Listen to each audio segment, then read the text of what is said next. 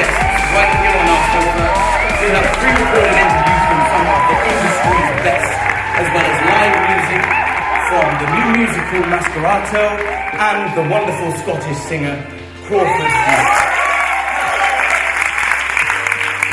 You might be all wondering the exact same thing. Who the bloody hell am I?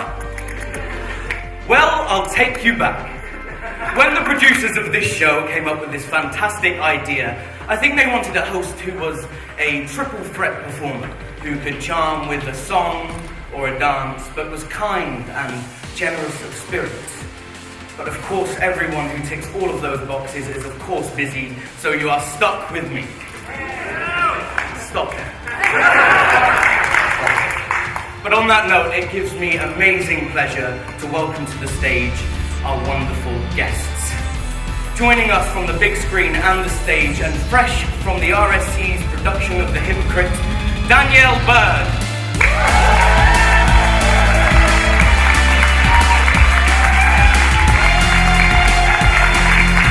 Award-winning TV director, Richard Valentine.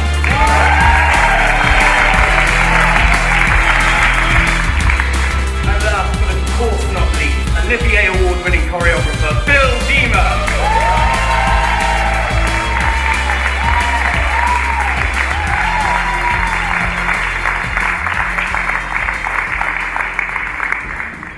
Hello. How are we all? This is nice, isn't it? Now, of course, this show, I'm sure you're all aware, has been set up to inspire people to enter the creative arts, and it's not as simple, as you will know, as being an actor, a singer, or a dancer. There are lots of things. 95% of things happen behind the camera or stage. I will be making up statistics on the show.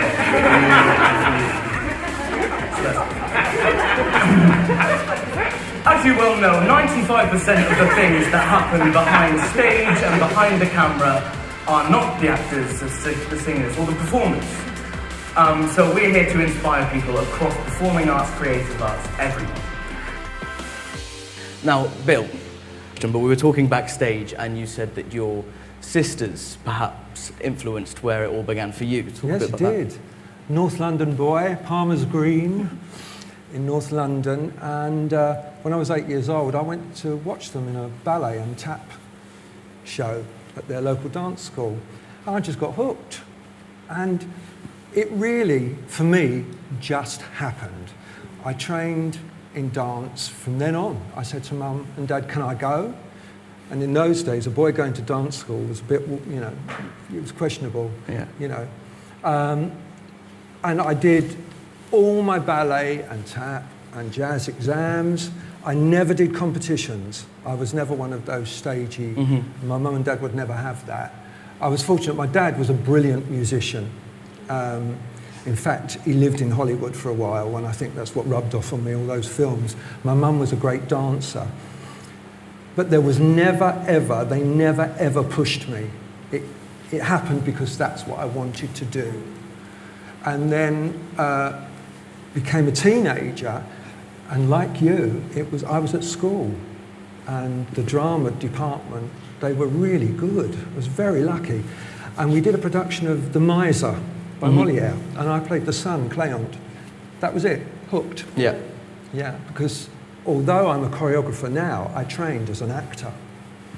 And that's what's made me the choreographer I am now, because obviously the dance comes from the acting. So yeah, I was just very fortunate, and training-wise, when I was training, I went from my secondary school, where I did all my exams, my O-levels and A-levels, to a preparatory drama school, which was like a regional college, where I did a degree in drama and theatre and arts.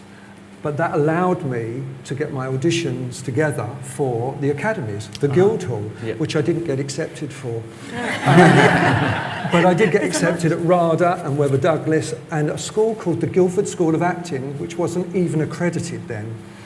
And I arrived at this place, and I knew I was home, and I had the best training anyone could ever wish for. And it wasn't to become a jack of all trades and a master of none.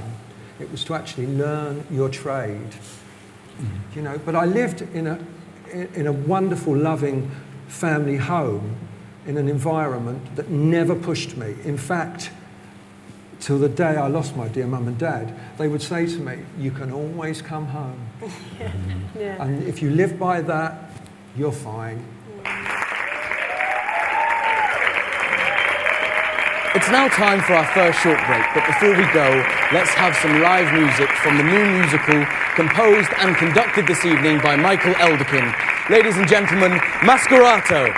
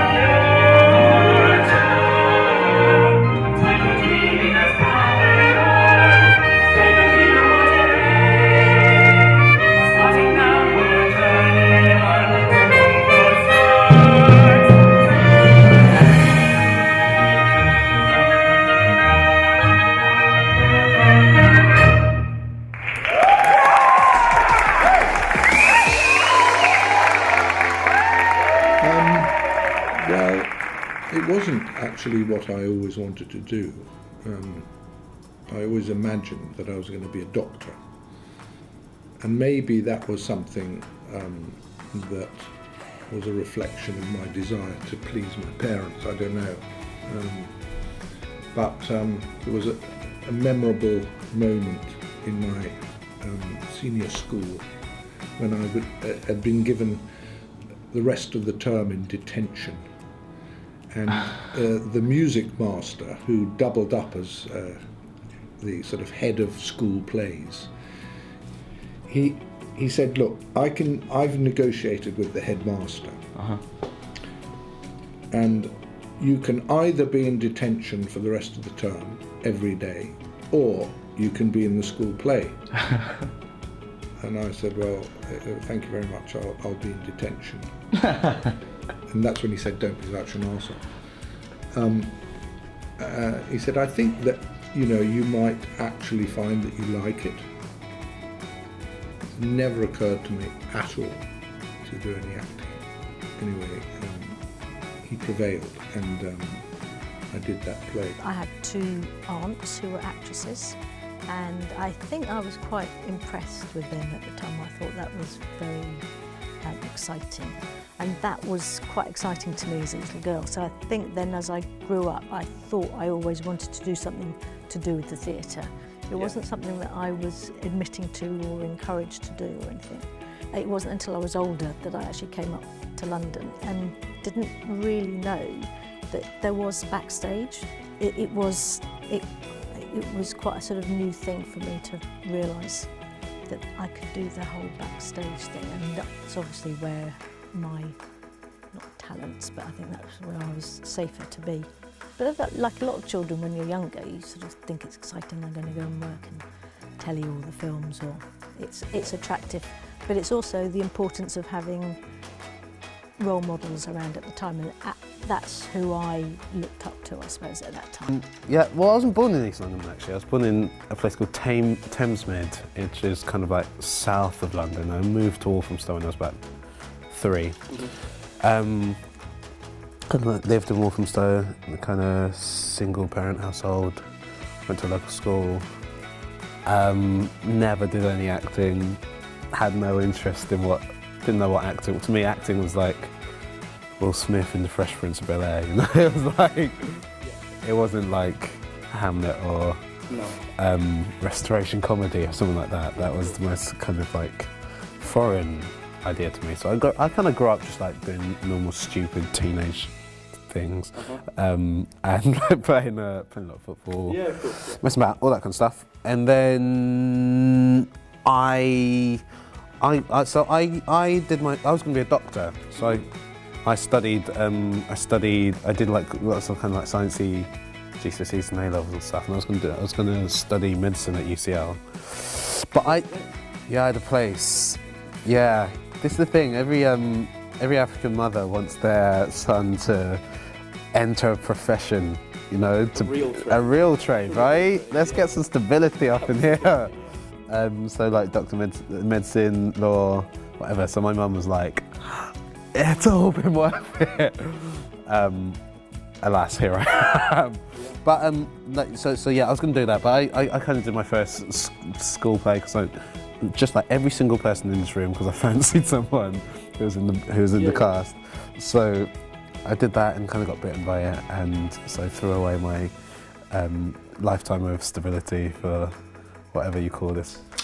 I think a combination of factors drew me into the arts. I was very lucky in that I was exposed to the arts, particularly theatre, from a very young age. I remember going to see pantomime and Treasure Island in particular at the Mermaid Theatre in the city, and being frightened to death by an actor called Bernard Miles, Lord Miles, who played Long John Silver.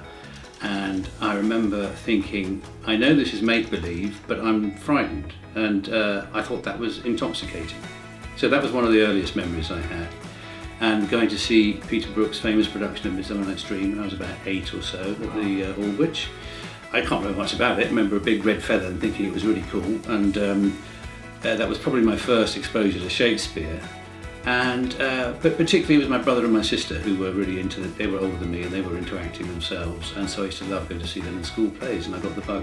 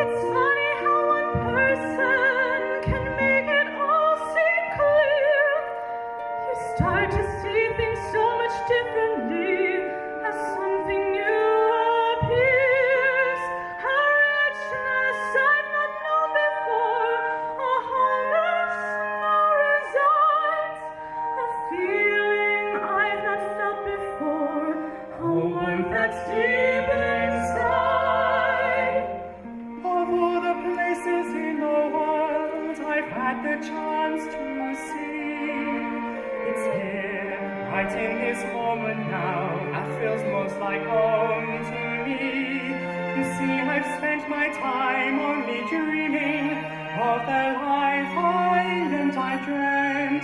But now I live the dream I dreamt and never want to end.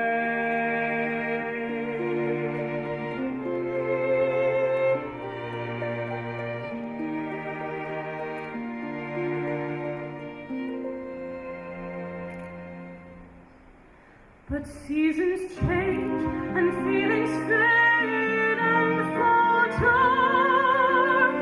What once was may no longer be. And right from the start, this fear in my heart. In life there is no certainty. But there's chance for us, don't you see? A chance that is always worth taking. It could be our own future in the making.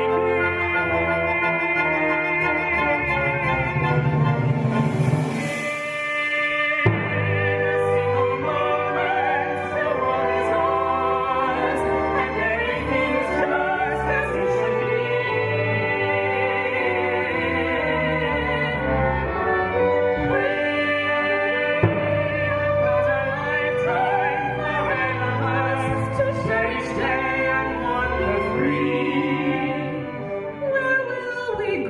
There's no way to know. Somewhere afar, and beneath the stars, right here to me, I will always be.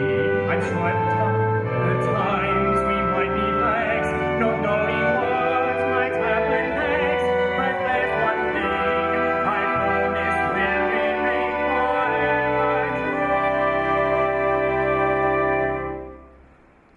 I'll spend every single moment, every perfect moment with you.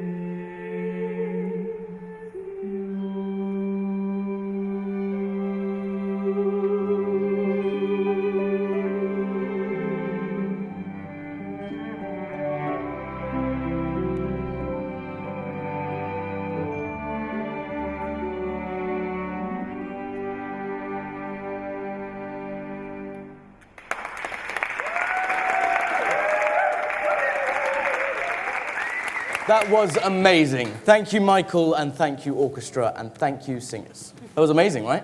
Yeah. I always love watching the percussion, actually, just Yeah. going from jumping. Yeah, from one running thing to around, the other. tambourine, It's, chimes. Brilliant, fantastic.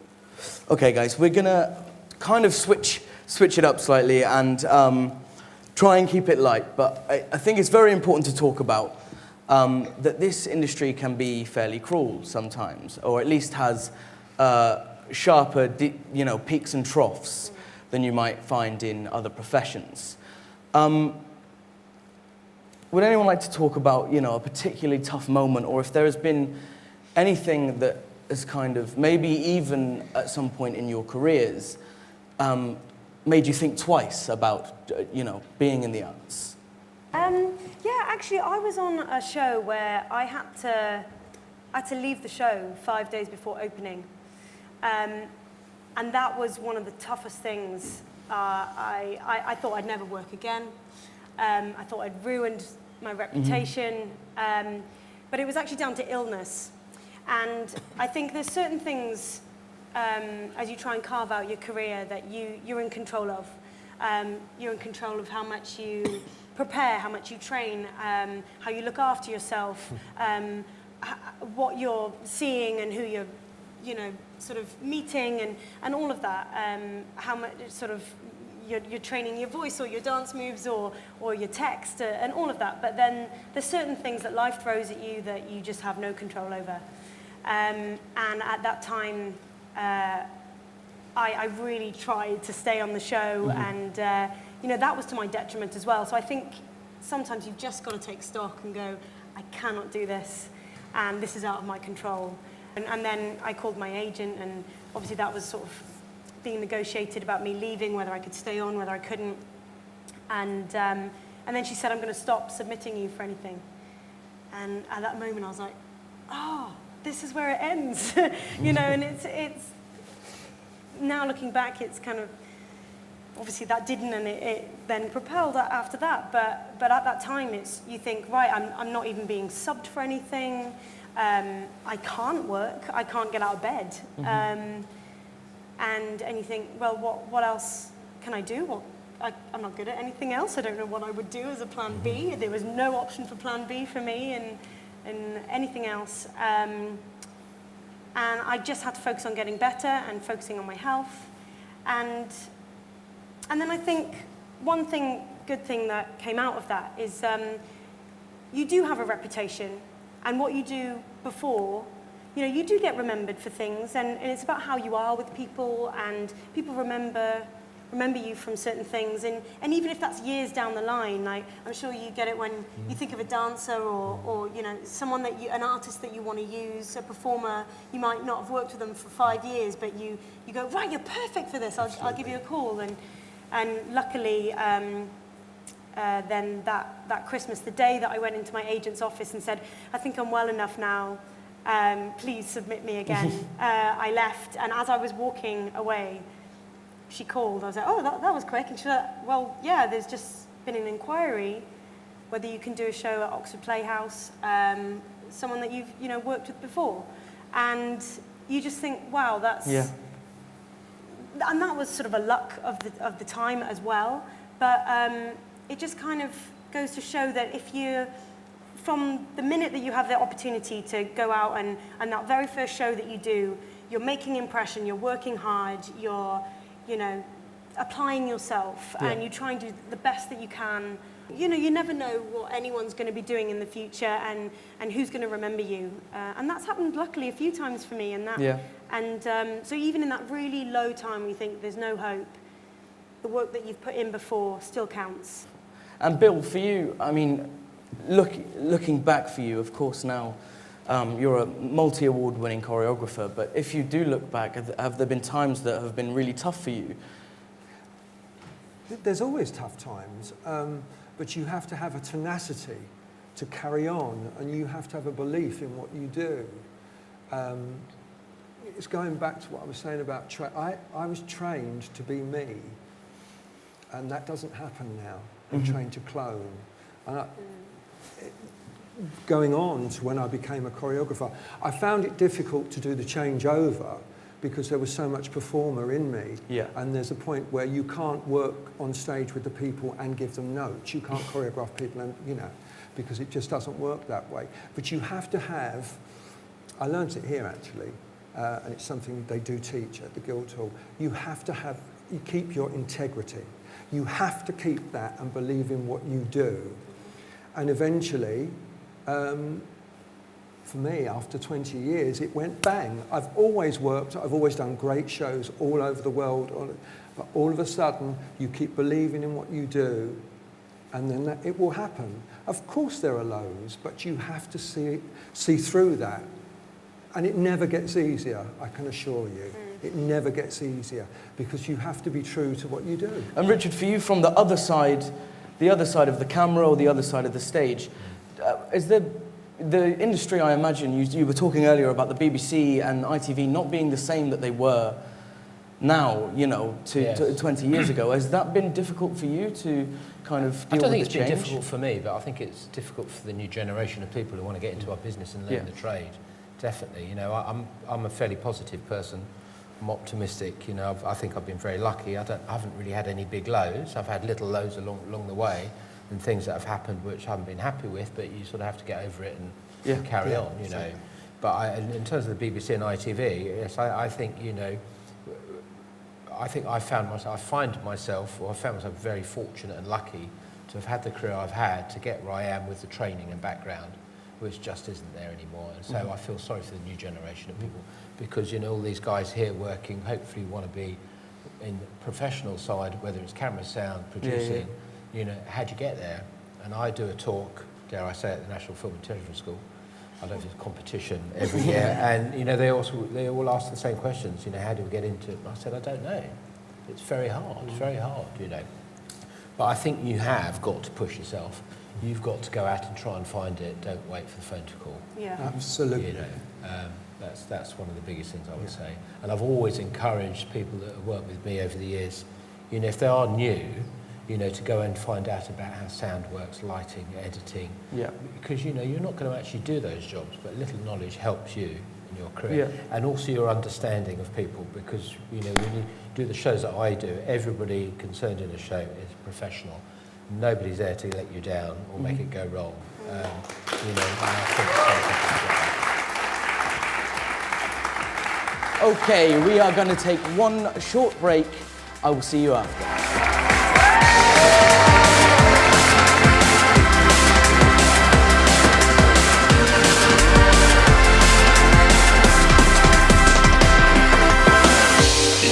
In terms of ever having had second thoughts or wanting to give it up, I was very lucky in that I did get my equity card, and I did manage to keep working, and I've managed to keep working over the last 30 years. That's not to say I don't think that every job is going to be my last. I think most actors feel that.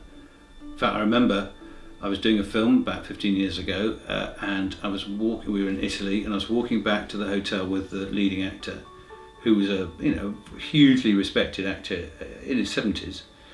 And he was looking a bit tired, and I said, "Are you going to have a holiday after this?" And he said, "Oh, no, I've got to go back and do reshoots on this particular film, and then I'm starting that project, and then I'm doing a play, and then I'm doing this." I said, "Why don't you just take a break, have a holiday?" He said, "Well, because the phone might stop ringing." And I thought, oh my goodness, you're 70, and you're one of the leading actors in our country, and you're still nervous about the next job. I thought, well, I've got another sort of 30 years of this, oh blimey. And that never leaves one. But in terms of feeling I want to give it up, I've been incredibly lucky to keep working as long as I have. Yeah. I mean, like, sometimes when you find yourself, like, eating half a Subway for your only meal of the day, sometimes. But no, like, number one, I've been, like, I'm so aware that I've been, like, unbelievably jammy and lucky in terms of the opportunities that I've had up until now, and I'm very, very grateful for them. But I understand that there's a huge part of the industry, or there's huge parts of building a career that is just based on being in the right place at the right time. In several cases, that's been the case for me. I think that none of us do this unless we love it, or none of us make a career out of it unless we love it, because the downtimes are really difficult, and you find yourself working, like, I was a street fundraiser for a bit, so you find yourself, like, working in the street, like, taking, like, abuse from, like, strangers, just to kind of facilitate this passion that you've got.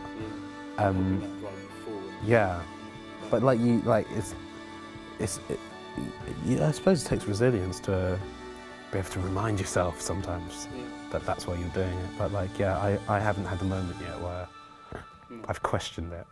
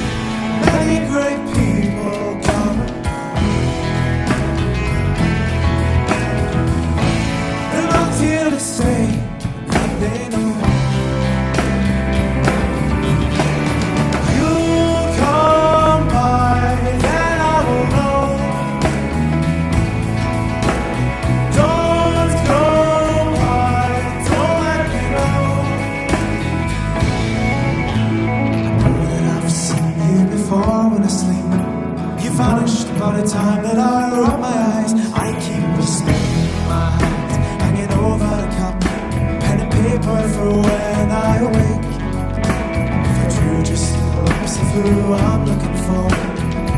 should stop hanging in all the wrong places. All the temptations of many lost nights finally learn to forsake. Well, maybe I won't, but I should try. And if it's to be, you won't go by.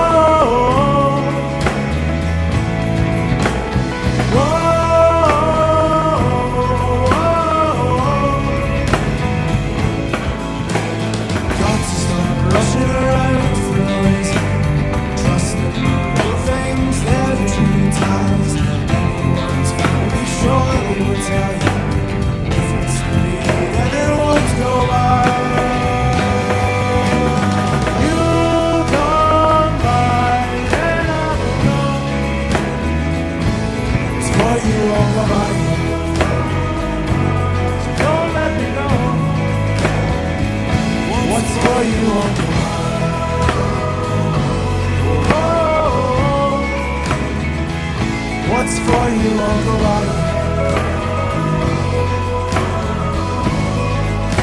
What's for you won't go by.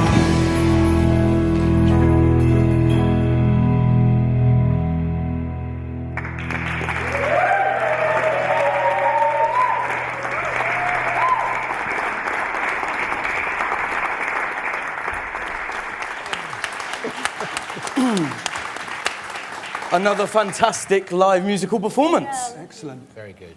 Okay, guys, we are going to go into some seriously quick fire questions.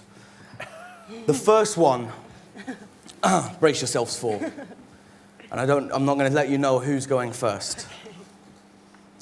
Richard, most embarrassing moment that you've ever faced while you've been in the industry? I knew I might get asked this. There's nothing personally to me there's been the odd little thing, but I can't repeat it.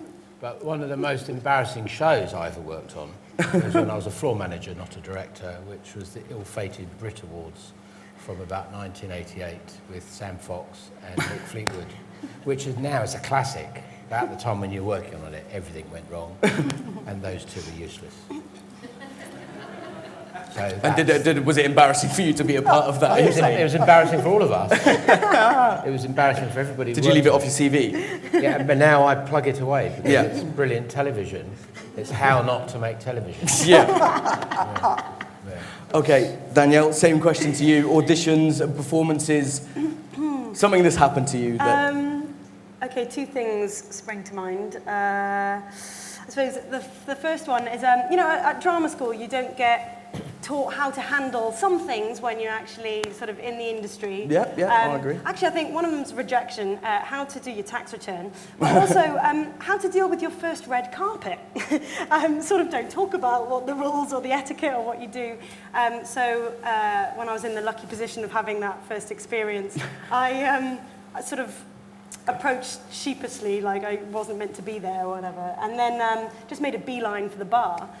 Just walked straight down, and then got my champagne. I was like, oh, great, this is great. And then got a tap on the shoulder saying, can you, sorry, Miss Burkett, but can you do that all again, please? You missed out all of the interviews and all of the photographs and everything. I was like, well, no one tells you how to do it.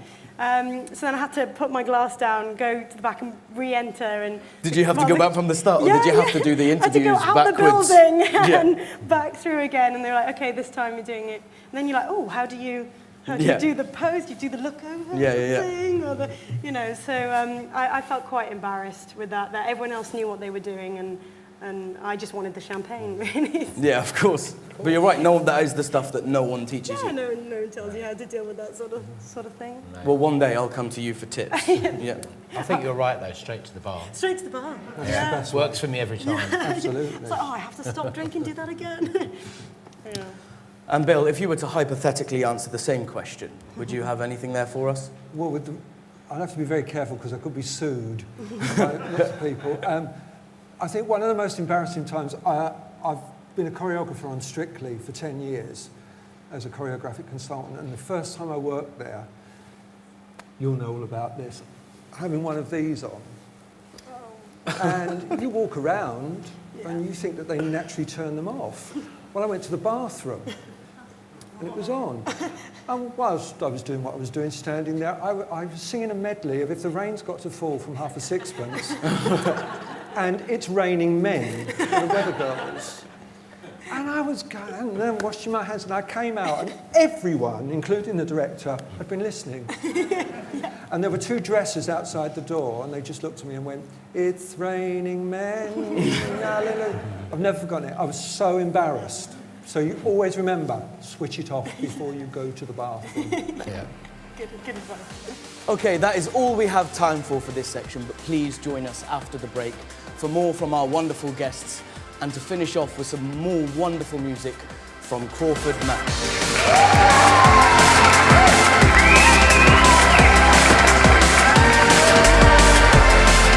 The reason why the understudy story actually works is because there's a previous understudy story that people don't know, where like I was meant to be understudying someone, and I was like, I was understudying a girl actually, and I was like, I'm never gonna go on, like they're never gonna need me, and there was this one show when no one knew where she was. No one knew where she was, and I hadn't learned the lines at all, and I was like, and it was for the Irish Theatre, and I was like getting fitted up like in this like costume with like a tutu and everything, right? And I'm like, and it's your worst nightmare. I'm like, my career's over before I've even started it. It's over. I'm dead. And like the call comes on, beginners, make your way down to. I don't even know where my first entrance is. Like, it's like I'm waiting for that moment where you find yourself in front of. Exactly. Just kill me. Yeah. Luckily, like she, exactly. It's like 15 minutes, 5 minutes, something like ga. And luckily, like in fairness, this girl turned up like she'd been stuck in the motorway or something. So she turned up like maybe like. So you didn't go? I didn't have to go on, yeah, but like so that would have been the most embarrassing moment of my entire life. But like that was genuinely, I was like when you become very aware of your own mortality in terms of that, I was is it worth going on? Is it worth like when I say going on in life as opposed to like onto the stage? Might as well knock on the heads. Read from the side. Yeah. Yes. Matinee of Hamlet in the Gielgud Theatre. I was playing Horatio. Stephen Delane was Hamlet. And it was quite near the beginning of the play. We'd been doing it for several months. It had been directed by Peter Hall, and it was an uncut Hamlet. So it was 4 hours long, and we were doing it 8 times a week. We'd been on a long tour, and then we came into London for several months, and I totally dried. Totally went. And I was supposed to be seeing The Ghost, I think. Yeah. And I remember very, very vividly the words that came out of my mouth. It curdles. And at which point Michael Pennington realised that I'd completely fucked up and appeared as the Ghost.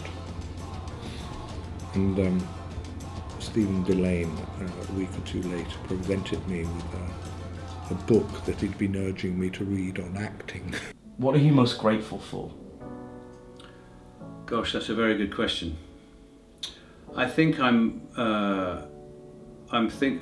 most grateful for my parents instilling in me a sense of patience and resilience.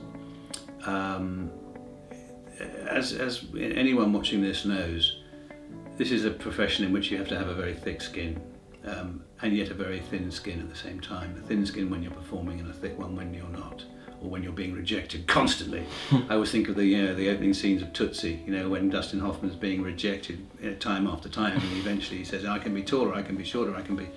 And people are saying, ultimately they say, no, we just don't want you.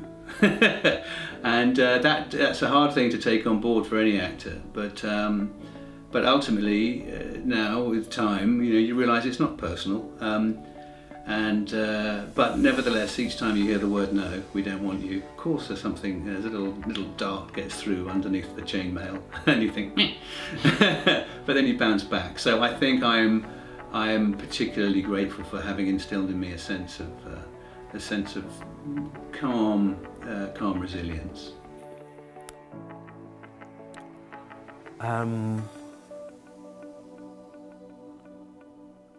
Wow, that's really deep question. What am I most grateful for? I guess like being given the opportunity to, it's like to be myself, right? Which is far more kind of like expansive than those words allow it to be. So that is a lot of things that comes from like your family, my mum allowing me to grow in the way that she did and to support me in the way that she did and support this big change of decision in the way that it was. Or at drama school, like teachers allowing me to be bad in the way I was, or to be good in the way I was, or to struggle with the things that I struggled with. That is a part of allowing you to be yourself. Or when you come out into the industry, like people not judging you on your first decision in a rehearsal room, or on a decision that you made in the third preview or whatever. Like all these things are like, I suppose, cumulative, tiny failures, I guess, that allow you to bounce back from and go towards allowing you to be yourself. So I think anyone who, it's a great gift to give to someone, to allow them to be themselves and be honest and open and authentic and true to themselves like that. It's a great gift to give to someone, and so I'm really grateful for everyone who's done that for me. Good question. Well, I'm grateful that I did hang in there. I am grateful that I did prioritise my family. Sometimes that's a tricky one for me, but I think that's the right way. I don't think I'm going to be one of these people that wished I'd stayed at the office more, or whatever the reverse of that thing is. So I'm grateful I've got 2 healthy, happy kids who are turning into very nice adults, and I hope some of that is to do with the fact that we have, both my husband and I, taken time out of this madness to be there for them. So yeah, I'm grateful for my health, and I am lucky. I have to remind, I am lucky that I do work in a job that makes me laugh when I'm at work. I feel incredibly fortunate throughout my adult life to have somehow or other made a living from doing what I really like doing. So, you know, it's a sort of popular theory that there are a huge number of people that work in order to live, and then a few happy people who live in order to work. And I guess I feel that I'm very, very lucky to be part of that latter group. And it's I suppose that I feel as if I've got away with it for many, many years.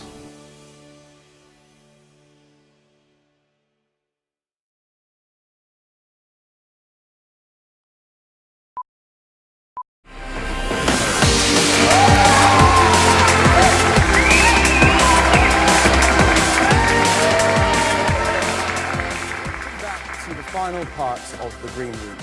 Now, guys, saving the most important bit for last, of course, but I would like to talk about where you are now. Of course, you know, careers have their ups and downs, but you're all doing incredible work and moving on to do incredible work. Bill, let's talk a bit about Top Hat. Now, where did that start for you? You were approached to choreograph. I was called by a producer, Kenny Wax, who said, I've got the rights to do Top Hat on stage. I laughed, because it's a joke in the business to try and get those films onto stage is so extremely difficult. The right situation and whatever, with composers and with writers, is unbelievable.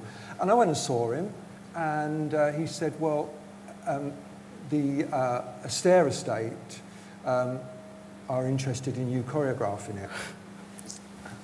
Yeah, okay, great. So I flew over to New York, and I met the Irving Berlin estate and Fred Astaire's daughter, Ava, and then I went to RKO, and we talked it all through. I did 3 different journeys, backwards and forwards, and they said, yeah, it's yours. Wow. Yeah. And looking forwards, am I right in thinking that you will be choreographing Follies at the National Yes, Theatre in I am. London? That's where I've been today. Speak a bit about that, Bill. I was in Copenhagen doing a production of Anything Goes, and my agent phoned and said, the National want to check your availability. And I said, oh, well, that's great. What for? Follies? I nearly fell through the floor, because it is actually, it's going to be the most amazing revival, starring Imelda Staunton and Janie Dee, who is my ex-dance partner from years ago. That's going to be interesting. It's a 28-piece orchestra. There's 38 in the cast. It's huge. It's a huge production. So it goes on. Yeah. It goes on. The excitement and, you know, loving it. But it's still about the work. It's still Absolutely about the work. Will there be more sleepless nights on Follies? There are now. Already. Yeah, already. Yeah. How do you make that work? That's my job.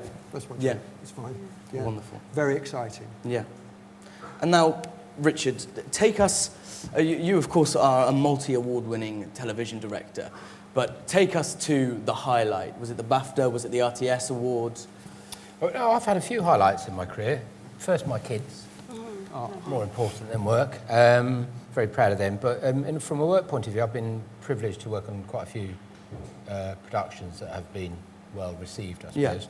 Yeah. I suppose one of the first ones that I have fond memories was Live 8 in Hyde Park. You know, 8 hours of music.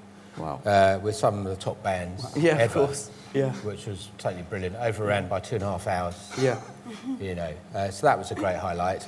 Dancing on Ice, I did, and I got an RTS award for that.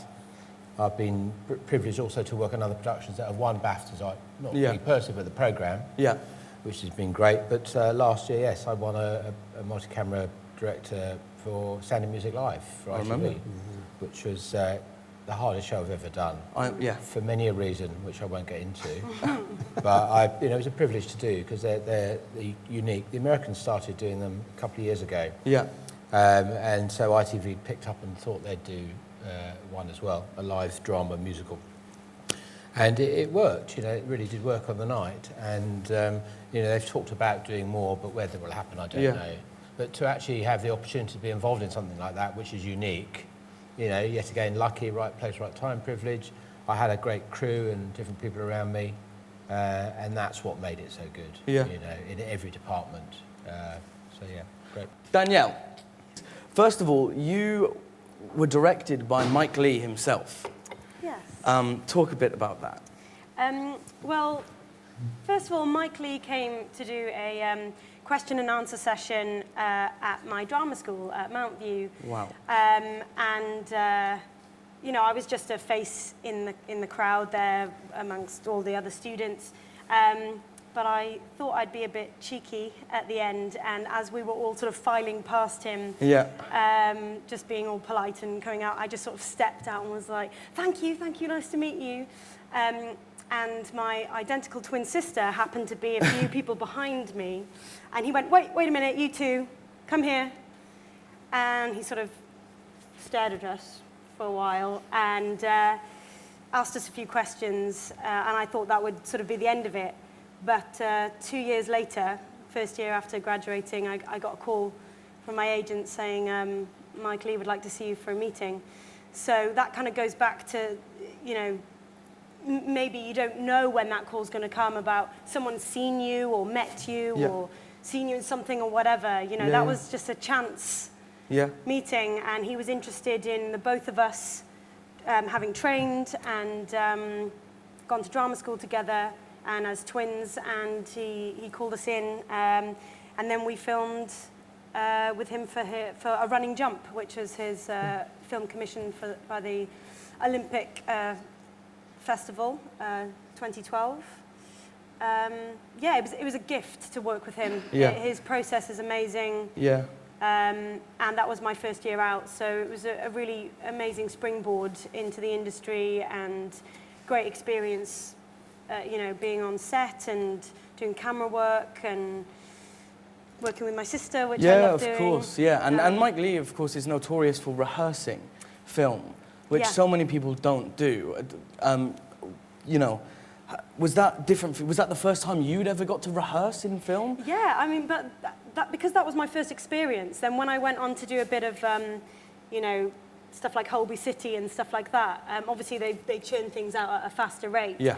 And I'd been spoilt on my first experience because of that time that he takes with the actors, and you know, you sort of film chronologically as well, and you know, whereas then these other programs that are faster rate turnaround, you kind of have to really be on the ball and just know your lines, and there's no sort of rehearsal necessarily, you're just thrown into it, and that's another skill and excitement in itself. But I definitely was spoilt with my first experience. Do you think that took you, you know, do you remember being on your second job and being like, okay, we seem to have skipped the rehearsal here? Yeah, well, we did a take on Holby City where they said, okay, I'm moving on. I was like, whoa, hang on, that was a rehearsal, right? And said, no, we've got it, it's fine. And I was mortified, but seeing it, you know, it was fine in the end. But just sort of going, oh, hang on, I haven't prepared enough, I haven't given my all.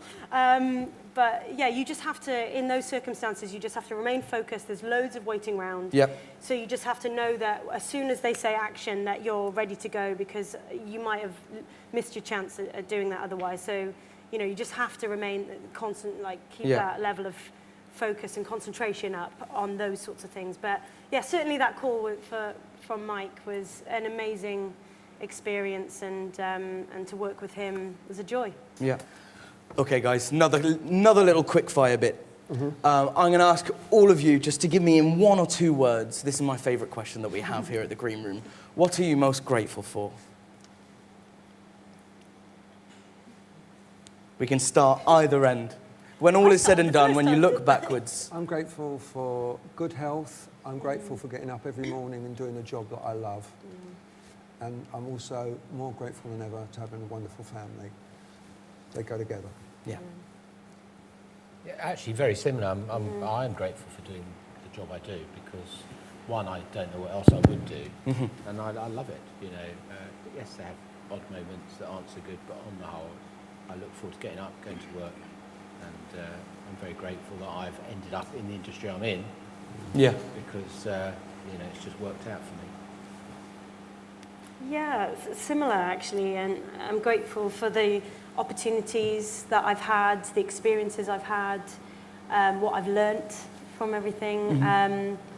My family, my sister, my friends, I've got great supportive friends, and actually saying they go together, I think without them, what is it for actually, you know, to be able to share that with someone and to have that joy and for them to be delighted for you, and it's lovely to have that. So I think to nurture your relationships, I think, is a lovely thing to keep going. I know you have to be focused on what you're doing, but nurture those relationships in your family. Yeah. Now, unfortunately, that is all we have time for this evening. Thank you very, very much for talking so openly and so honestly to us today. Thank you to our live studio audience. Give yourself a round of applause. Thank you to our musicians. Thank you to the people who produced this show. Crawford Mack is once again going to bless us with his music. He's going to sing us out. Ladies and gents, please give it up for Crawford Mack. I would always watch our shadows, how they'd merge. Would you emerge and embrace before we do? They seem to forerun my intentions, then were pulled apart by warmth and light-hearted humor. You'd always ask me how I'd feel, and I'd always shrug it off and never give you a straight answer. What else was I supposed to do? You're my best friend with a man, and I'm some no-good, sleeker chancer. So I drown out every thought in my head. La la la la la la la la la.